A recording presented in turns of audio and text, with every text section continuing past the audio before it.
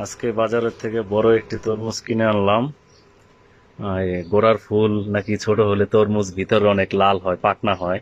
এই যে দেখেন ফুলটা অনেক ছোট। আর মাঝখানের যে হলুদ রেকটা, এই রেকটা বলে যত মোটা হইব তত তরমুজ লাল হওয়ার সম্ভাবনা থাকে। যাই হোক, এখন তরমুজ কাটবে আমার ছেলে হোসাইন। দেখি আল্লাহ ভরসা লাল হয় কিনা। বিসমিল্লাহ।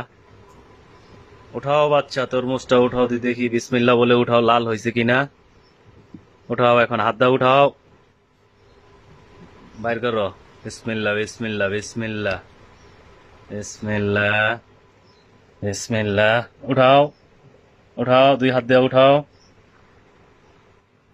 মাশাআল্লাহ মাশাআল্লাহ, একবারে মনের মতন তরমুজ হয়েছে বাইল্লা, একবারে দেখতেই মনে হইতাছে এটা অনেক মিষ্টি হবে।